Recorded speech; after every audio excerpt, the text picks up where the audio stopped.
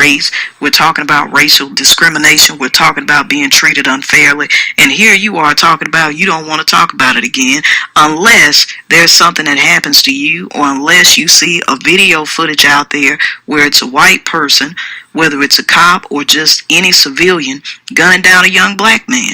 I didn't see anything wrong with the Starbucks campaign on race relations. I thought it was a smart thing, something that needed to be done, because here we are once again talking about a young black man that's no longer here by the name of Walter Scott. So if we don't talk about it, I don't care if it's over coffee, cookies, tea, whatever, when are we going to? I'm tired of talking about Kim Kardashian and Nicki Minaj and all these other people. These are things that must be discussed. Think legalizing same-sex marriage doesn't affect your family? Hi, Annie. What happened in school today? I learned about a prince who married a prince, and I can marry a princess. Legalizing gay marriage has consequences for kids. Massachusetts schools teach second graders that boys can marry other boys. In California, a public school took first graders to a same-sex wedding, calling it a teachable moment. Kids have enough to deal with already without pushing gay marriage on them. And it's not just kids who'll face consequences. The rights of people who think marriage means a man and a woman will no longer matter. We'll all have to accept. Creo en el pueblo cubano. I believe in the Cuban people.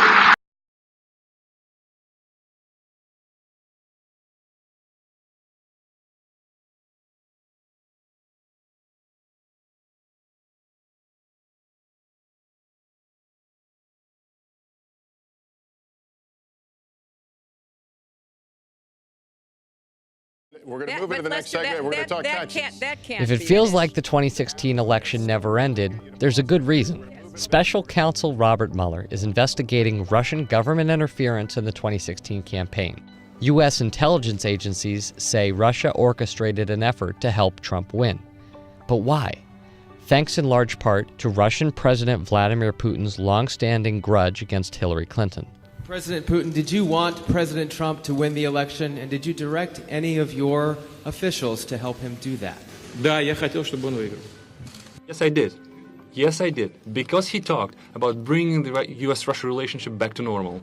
The Russian state has never interfered and is not going to interfere into internal American affairs, including election process. Testimony you are about to give. Mueller charged a dozen Russian operatives with hacking the Democratic National Committee and Clinton's campaign's chairman, and then sharing their spoils with WikiLeaks for publication. WikiLeaks, I love Former 49ers quarterback Colin Kaepernick takes a knee during the national anthem in San Francisco last year. We noticed, but very few players joined him. Not many players seem to care. He can't get a job in the NFL now, and very few have said much about that either.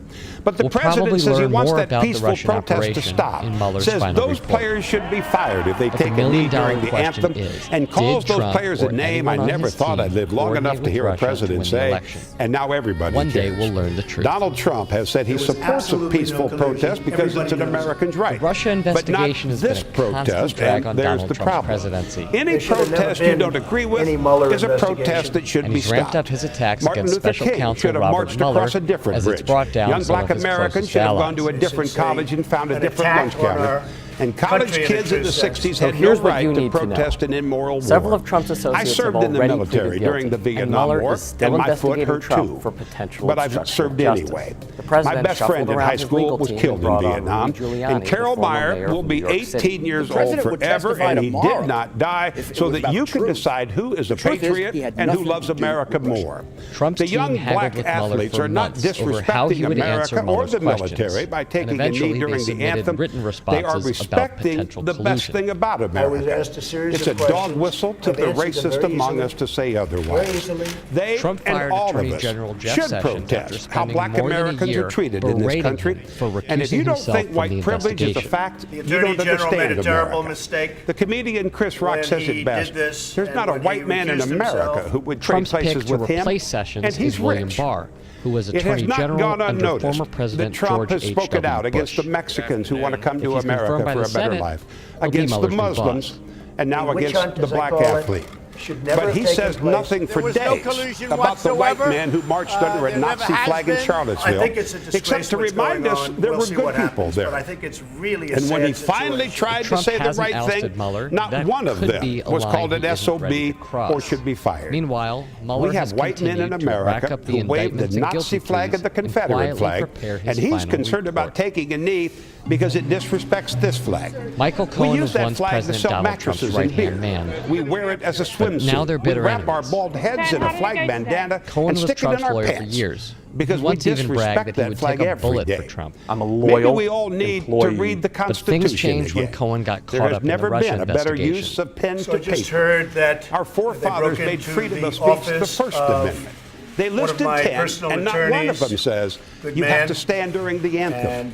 And I think those situation. FBI agents got a search warrant to raid his home and offices, a great deal and they seized thousands of documents. Patriots who are simply hypocrites.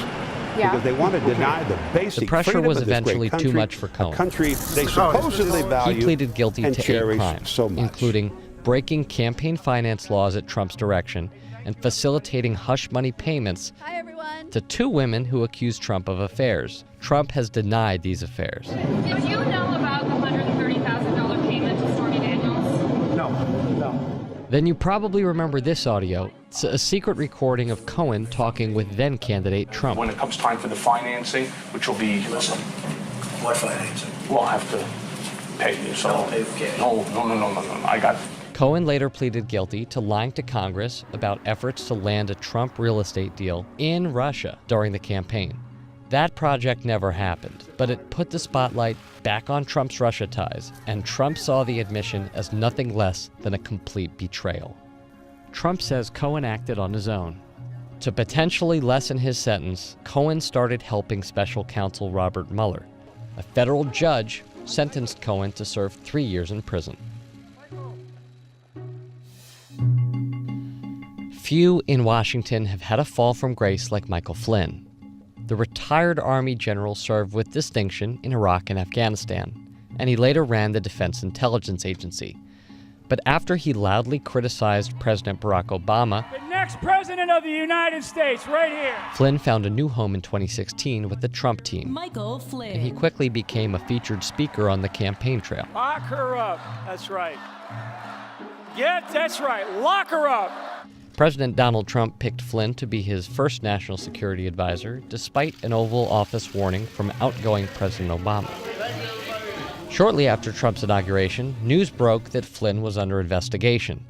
He lied to FBI agents who asked about his phone calls with the Russian ambassador during Trump's transition. If you would please rise, Court filings from special counsel Robert Mueller revealed that Trump's transition team directed Flynn to talk to the ambassador. They discussed sanctions and a UN resolution about Israel. Under pressure from investigators who were also looking into his consulting firm, Flynn pleaded guilty to lying about those phone calls, and he started to cooperate with Mueller. Prosecutors recommended no prison time for Flynn.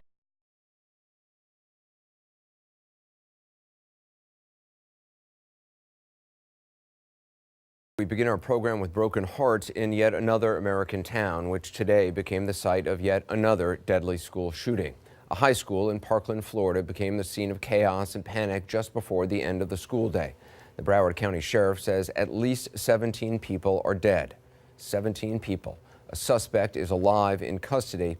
As is our policy on this program, we will not say his name or show you his picture. We'll update you on the investigation, certainly, and as information comes in over the next 2 hours. But as always, and as happens too often, we'll keep our focus on the victims, their loved ones, and the survivors. High school kids, teachers, parents, brothers and sisters, people whose lives were lost or forever changed this afternoon.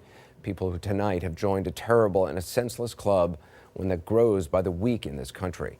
Right now, we're going to show you a short video taken inside a classroom during the shooting. Difficult to watch. It is difficult to listen to. We've blurred the faces of the students.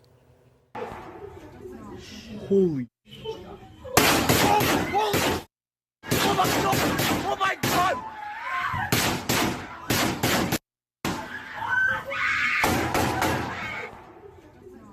Holy.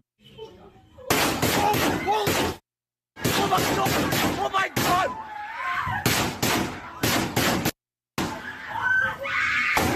Kay joins us now from Parkland, Florida. Randy, talk to me about the latest that we know about what happened. Anderson, I can tell you that for sure it was an afternoon filled with terror for so many. Any other day, this affluent community outside Fort Lauderdale would be considered one of the safest in the state of Florida. But today, as you know, a shooter changed all of that.